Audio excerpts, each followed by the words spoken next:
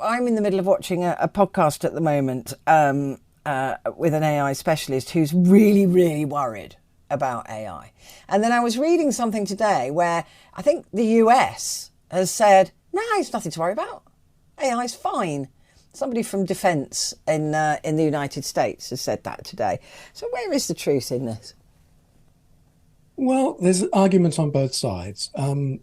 First thing we've got to remember, though, Petrie, is when we talk about intelligence, artificial intelligence, we're talking about intelligence that is not human intelligence. It's value neutral. It's mathematical calculations based on programming and data. So it doesn't make moral choices. We have to do that for it.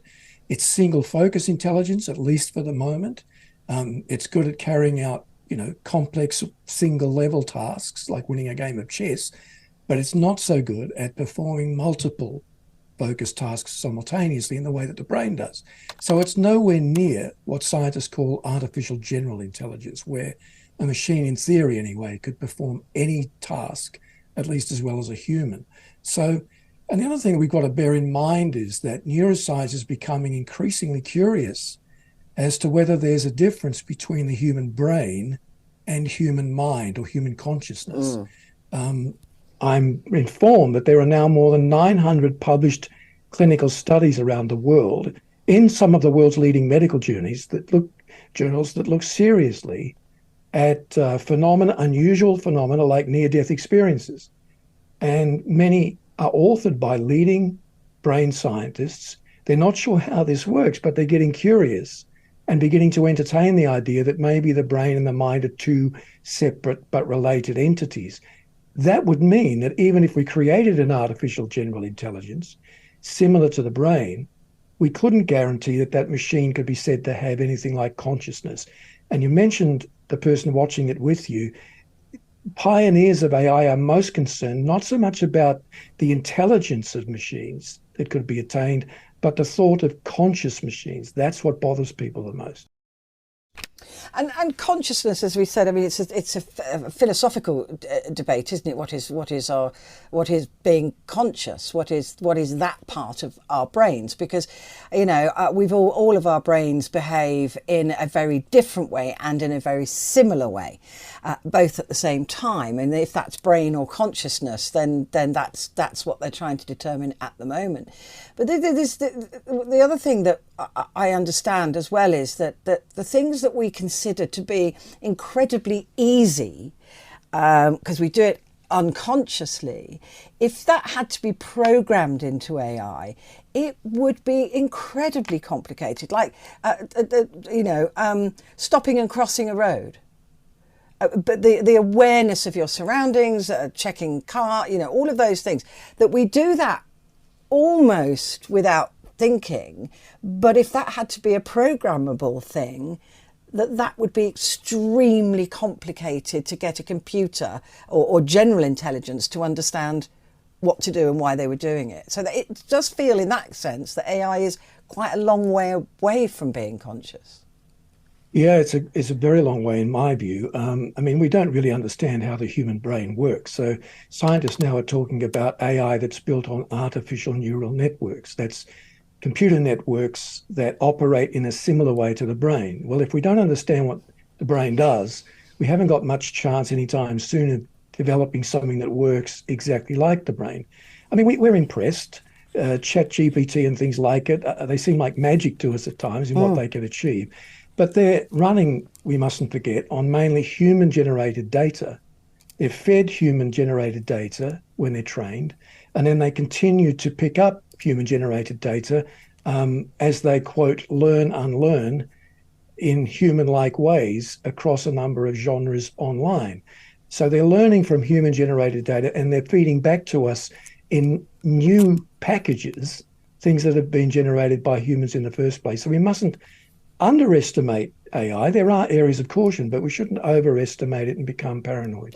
Also, presumably, that these groups, Mal, this learning is disparate. You're teaching chat I always call it GP, but you know, the chat bots, you teach them one thing and that's that's all they know how to do. It may be multiples of things they're doing, but that's all. They wouldn't go off and design a weapon, for example.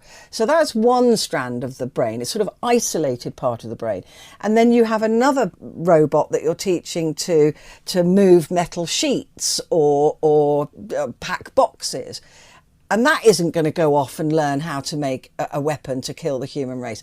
So presumably the issue is about when or if you could bring all of these intelligent strands together to form a kind of computer brain where they've got the brain knows all of these different things. Or am I completely left of field here? No, that's exactly what we mean, Petrie, by the term artificial general intelligence. So what we've got now is AI. It's very limited. AGI, in theory anyway, would be able to do almost anything you and I can do, but we're nowhere near that yet. And you're absolutely right. It is sort of sequestered learning. It's in categories. So we take ChatGPT because most people are aware of it now. Yeah. It's a large language model, so it's trained using huge amounts of language-based data. But as you suggest, it's not much good for other things, which is why we have to train other forms of generative AI in music and visuals. Yeah. They're totally separate, so separate package. So yes, there are categorizations going on, but we don't have AGI yet. And how far away do you think AGI is?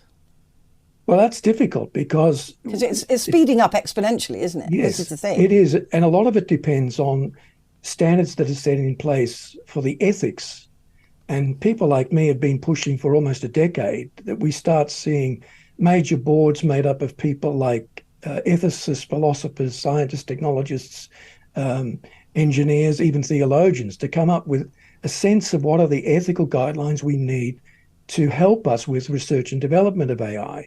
How far should we go? How far shouldn't we go? And then governments have to back that up with regulation. That, by the way, is what happened in 2015 with human genetic engineering. There were internationally agreed guidelines for ethics, and these were backed up by, in most Western countries, by policy, by law. And it's still us in good stead for protecting from the abuses of that particular type of science. But it would be naive to think those abuses weren't going on somewhere. They just can't be published or talked about. And that seems to be the problem at the moment with AI, is that FOMO, fear of missing out. Somebody saying, well, if we don't build it, somebody else will build it, and we need to be the one to have built it. And so even if you say, well, they won't build it, you go, well, I'm still going to build it, because you want to be ahead of, and that is that's human. Unfortunately, that's the human brain, isn't it? And that's human nature, is that just because we say you can't do it, it doesn't mean it's not being done. That's true. And one of the reasons why we need ethical standards agreed across the board for AI is that we have to draw a line between pragmatism and what I call ultra-pragmatism. Mm-hmm. So there's nothing wrong with being pragmatic, looking for a result. But ultra-pragmatism is where we say that if we can do it, we should do it. Yeah, that's never been a good policy. That's never worked in humanity. Never worked. Look at Oppenheimer. I mean, just casing. Exactly. And AI has been described really as we could be approaching our Oppenheimer moment. That there could be a point of no return. And if those laws and ethics and philosophers don't do something now, then we're going to be like Oppenheimer, going, I wish I'd never done it. Yeah, that's right. And I mean, ethics, the reason ethics is so important is that it essentially, as a branch of philosophy, answers just two simple questions. What's the right thing to do? And how do I apply that in a difficult, non-black and white, non-binary choice? And we need ethicists today, and we need others to speak into it from a broad range of disciplines, not just from the technology field. Yeah. The problem with the techno-kings, the people who head up these big companies that are leading the AI drive, many of them don't have a lot of interest in the ethics of it.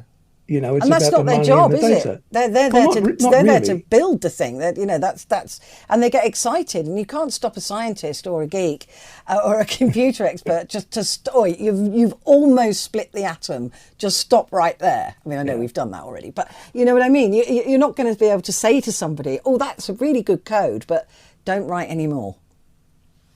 Yeah, well, regulation could say you can go this far, but no further with that particular. We know you can do that, but maybe you shouldn't be doing that. Yeah. And that's what happens with genetic engineering, of course, now.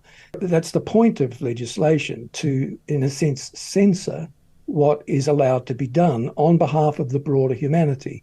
So we need that. But at the same time, we don't want to stifle progress in areas where it could help humankind, in education, in law, in policing, in all sorts of areas. It could be a great help. Can we, just briefly, because I'm running out of time, because I want to talk to you for the next 4 days on this, but can we teach computers ethics? Can we teach general intelligent machines ethics? Is it just code, or is that something of the mind rather than the brain?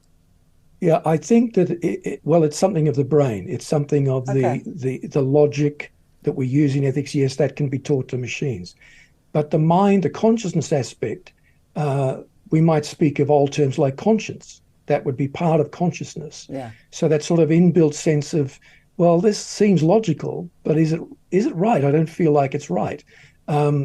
And it causes us to go back and question the premise again. So that's not teachable to a machine. And the other thing you can't teach a machine, this is very important to our listeners to know this, is empathy. One of the few things you can't teach a machine to do is empathize, because by definition, empathy requires a shared human experience, and a machine can't have that. So if you're in a job, for example, that involves a lot of therapy skills, people listening skills, people interacting skills, you're very well placed in the age of AI to hold on to your job, because it's the one thing, that therapeutic side. Even in courts of law, we won't have robot judges passing judgment anytime soon, because human beings need to know that there's somebody up there deciding their fate that understands the human condition, that can empathize with us. Wow. Will you come back and talk to me again endlessly for days on end at some point? I'd love to. You ask great questions. Thank you. I'm just fascinated by it, and you are just feeding that fascination. So thank you so much.